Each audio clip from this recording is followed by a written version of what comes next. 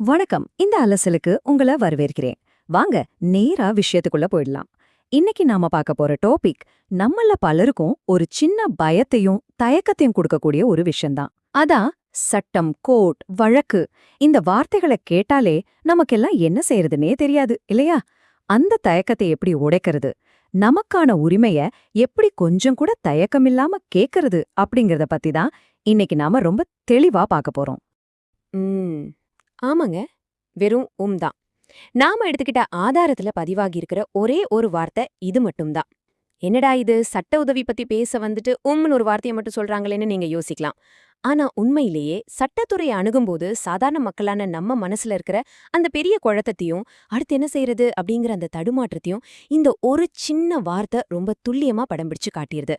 அந்த தயக்கத்தின் குரல் தான் இந்த சரி, இப்போ ஒரு கேள்வி. இந்த அப்படிங்கிற தடுமாட்டம் நம்ம ஒவ்வொருத்தர் மனசுலயும் ஏன் வருது? நீதிய தேடுற ஒரு பயணம் ஏன் எப்பவுமே ஒரு தயக்கத்துல ஆரம்பிக்குது? காரணத்தை பாத்தீங்கன்னா ரொம்ப சிம்பிள். இந்த சட்ட அமைப்புகள்லாம் எப்படி வேலை செய்யுது, நமக்கு ஒரு பிரச்சனை வந்தா யாருக்கிட்ட போறது, எப்படி உதவி கேட்கறது, இதுக்கான ஒரு தெளிவான வழிகாட்டுதல் நம்ம பலருக்கும் தெரியறதே இல்ல. இதனாலேயே சட்டம் அப்படிங்கிறது சாமானியர்களான நம்மால தாண்ட முடியாத ஒரு பெரிய சுவர் மாதிரி நமக்கு தெரியுது.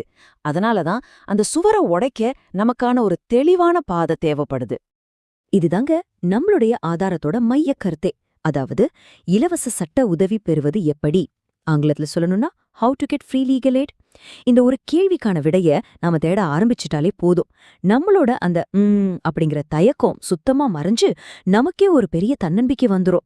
சட்டம் அப்படிங்கிறது பணம் இருக்கிறவங்களுக்கு மட்டுமான ஒரு விஷயம் கிடையாது, அது எல்லாருக்குமே பொதுவானது அப்படிங்கறத புரிஞ்சுக்க இந்த கேள்விதான் நமக்கான முதல் திறவுகோல். இங்க இந்த ஃப்ரீ லீகல் எய்ட், அதாவது இலவச சட்ட உதவி அப்படிங்கிற வார்த்தைய கொஞ்சம் நல்லா கவனிச்சு பாருங்க. நம்ம பலரும் கோர்ட் பக்கம் போக தயங்குறதுக்கே ஒரு முக்கிய காரணம், ஐயோ வக்கீலுக்கு ஃபீஸ் கொடுக்க நிறைய பணம் ஆகுமே, அவ்வளோ செலவு செய்ய நம்மால முடியுமா அப்படிங்கிற அந்த பயம்தான். ஆனா உண்மை என்னன்னா, பணம் இல்ல அப்படிங்கிற ஒரே காரணத்துக்காக எந்த ஒரு தனி மனிதனுக்கும் நீதி மறுக்கப்படக்கூடாது அப்படிங்கிறது தான் சட்டத்தோட அடிப்படை விதியே. உங்களுக்கான நீதியை தடுக்க பொருளாதார தடைகளால கண்டிப்பா முடியாது. அதனால அந்த அப்படிங்கிற குழப்பத்திலேயே நாம முடங்கி கிடக்க வேண்டிய அவசியமே இல்ல.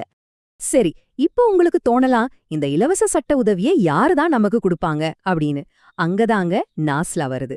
அதாவது நேஷனல் லீகல் சர்வீசஸ் அத்தாரிட்டி, தேசிய சட்டப்பணிகள் ஆணைக்குழு. நம்ம ஆதாரத்தோட தலைப்புல ரொம்ப தெளிவா குறிப்பிடப்பட்டிருக்க இந்த அமைப்பு வசதியற்ற ஏழை எளிய மக்களுக்கும் நலிவடைந்த பிரிவினருக்கும் இலவசமா சட்ட ஆலோசனைகளும் உதவிகளும் வழங்குறதுக்காகவே பிரத்யேகமா உருவாக்கப்பட்டிருக்கு. நீதிய எல்லாரோட வீட்டு வாசலுக்கும் கொண்டு சேர்க்கணும் அப்படிங்கிறது தான் இந்த அமைப்போட முக்கிய நோக்கமே. இந்த அருமையான தகவலை நமக்கு கொடுத்த அந்த மூல தளத்தோட பேரே மக்கள் சேவை. இந்த பேரை எவ்ளோ ஆழமா பொருந்தது பாருங்களேன்.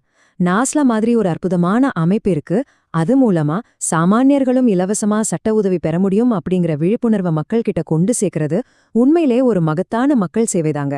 இது நம்ம ஒவ்வொரு குடிமகனும் தெரிஞ்சிக்க வேண்டிய அடிப்படை உரிமை அப்படிங்கறத ஒரு சமூக கடமையா இந்த தளம் நமக்கு ரொம்ப அழகா நினைவூட்டுது. இப்போ நிறைவா உங்ககிட்ட ஒரு கேள்வி.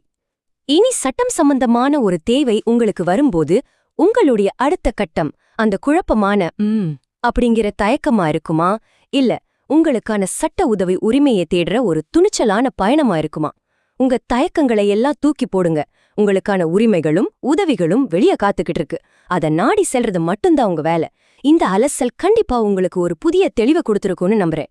மீண்டும் இதே மாதிரி ஒரு சுவாரஸ்யமான விளக்கப்பதிவுல நம்ம சந்திப்போம். சிந்தித்து செயல்படுங்கள்.